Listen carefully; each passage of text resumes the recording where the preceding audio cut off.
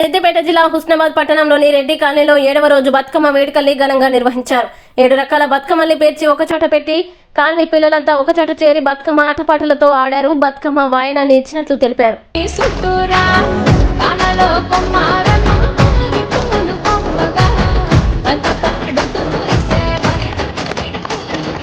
పసుపు ముద్ద చేసి పడుచు పసిడి కాటులంతగా పసుపు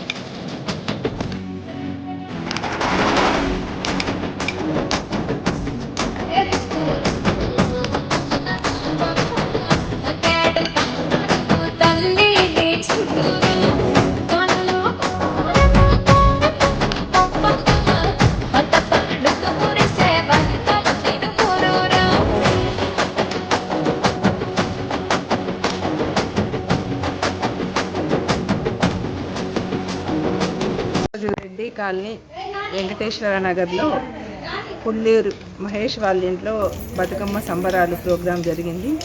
వాళ్ళ అమ్మాయికి బతుకమ్మ వాయనము వాళ్ళ అత్తగారు తీసుకురావడం జరిగింది. ఈ సందర్భంగా కాలనీ వాసులంతా కూడా బతుకమ్మ ఆటపాటలతో అంగరంగ వైభవంగా బతుకమ్మ పండుగను జరుపుకున్నారు. ఇది పూర్వం నుండి వస్తున్న ఆనవాయితీ, ఇప్పుడే కాదు.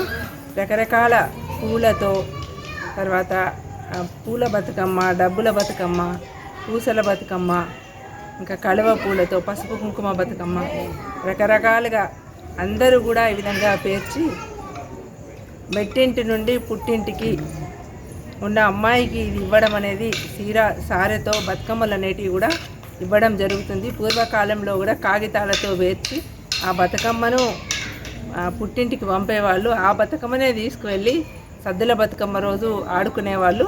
అట్లవుతూనే ఈ సంవత్సరం వాళ్ళ ఇంట్లో కొత్తగా పెళ్ళయిందనే దానికి ఒక నిదర్శనంగా భావిస్తూ ఇది పూర్వం నుండి వస్తున్న ఆచారము ఇప్పటిదాకా కొనసాగుతుంది. ఇదే విధంగా అంచెలంచెలుగా కొనసాగాలని మేమంతా కూడా కోరుకుంటున్నాము. సంస్కృతి సాంప్రదాయాలకు నిలువుటత్వం తెలంగాణ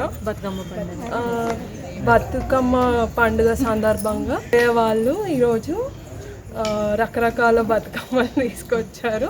చాలా ఆనందంగా ఉంది సెలబ్రేట్ చేసుకోవడం.